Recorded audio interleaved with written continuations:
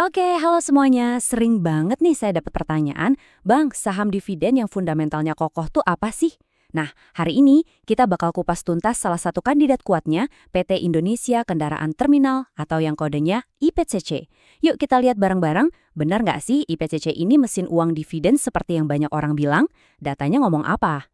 Nah, kalau Anda emang lagi cari saham yang bisa kasih pertumbuhan sekaligus passive income rutin lewat dividen, pembahasan kali ini pas banget buat Anda. Anggap aja IPCC ini studi kasus kita bareng-bareng ya. Kita mau lihat nih, apa aja sih ciri-ciri saham dividen yang oke? Siap? Yuk kita mulai. Oke, yang pertama dan paling dasar dulu. Duitnya IPCC ini datang dari mana sih? Kita perlu ngerti dulu bisnisnya. Apa yang bikin mereka ini penting banget di industrinya? Gini deh, bayangin aja IPCC itu kayak gerbang tolnya semua mobil baru di Indonesia. Mau mobil itu diimpor masuk atau diekspor keluar, ya harus lewat mereka. Simpelnya, mereka ini anak usaha pelindo yang megang kendali penuh di terminal kendaraan. Coba deh lihat angka ini baik-baik. Menguasai 84,6%, hampir 85% pasar bongkar muat kargo impor. Tahu artinya apa? Artinya, hampir nggak mungkin ada mobil impor masuk ke Indonesia tanpa lewat IPJC. Ini bukan cuma sekedar unggul ya, ini namanya monopoli alami. Susah banget buat pesaing lain mau masuk. Punya pasar segede itu emang keren. Tapi kalau nggak jadi duit, ya percuma kan? Nah, sekarang waktunya kita intip rapornya. Kita cek laporan keuangannya, beneran sehat atau cuma kelihatannya aja. Wah, lihat ini. 256,51 miliar rupiah. Ini bukan cuma angka biasa loh. Ini adalah laba bersih tertinggi sepanjang sejarah perusahaan. Jelas banget ini sinyal kalau bisnis mereka lagi ngebut. Udah catak rekor, tumbuhnya masih 20,87% dibanding tahun sebelumnya. Gila kan? Ini bukan cuma tumbuh, ini namanya akselerasi. Mesinnya bukan cuma kencang, tapi gasnya diinjak terus. Nah, ini nih bagian favorit saya. Perusahaan ini debt free, nggak punya utang berbunga. Ini penting banget loh. Artinya apa? Artinya semua keuntungan yang mereka dapat itu bersih. Bisa langsung dipakai buat bagi dividen atau buat modal ekspansi. Nggak pusing mikirin bayar bunga bank. Dan pertumbuhan ini bukan cuma untung-untungan setahun doang. Coba lihat trennya. Dari tahun 2022 sampai proyeksi 2025, labanya itu naik terus, kayak anak tangga. Stabil banget. Ini nunjukin kalau pertumbuhan mereka itu konsisten dan sehat.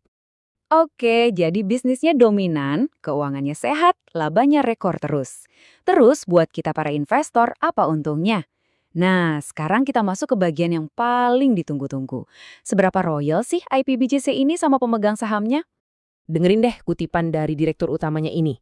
Ini bukan cuma basa-basi loh, ini komitmen. Mereka secara terang-terangan bilang mau kasih apresiasi buat pemegang saham yang setia. Ini penting karena nunjukin kalau manajemennya pro investor. Oke, omongan tadi kita buktiin pakai angka ya. Dividen yield 7,37%. Itu udah gede banget, ngalahin bunga deposito.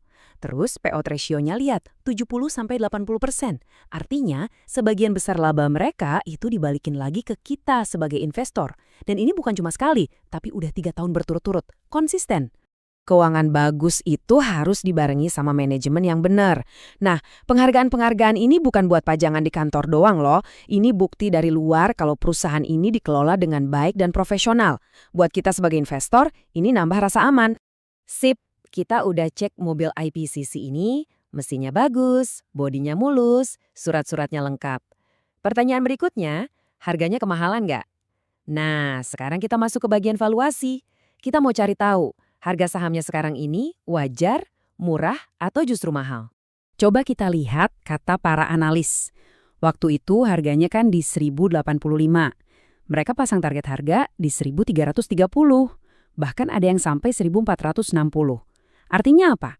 Menurut para ahli ini, harga pasarnya belum mencerminkan semua hal bagus yang tadi udah kita bahas. Masih ada potensi kenaikan.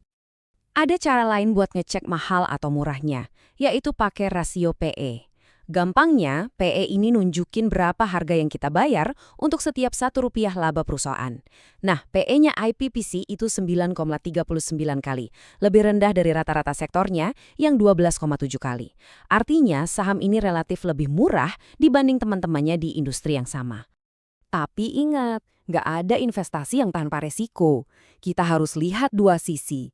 Ada beberapa hal yang perlu kita waspadai. Misalnya, kalau penjualan mobil nasional turun, ya pasti bisnis IPCC kena imbasnya. Terus kebijakan soal mobil listrik yang masih belum pasti juga bisa jadi tantangan. Ini semua harus kita awasi perkembangannya. Oke, kita udah bongkar pasang IPCC dari A sampai Z. Sekarang, ayo kita rangkum semuanya biar gambarnya jadi lebih jelas dan bisa bantu Anda mengambil keputusan.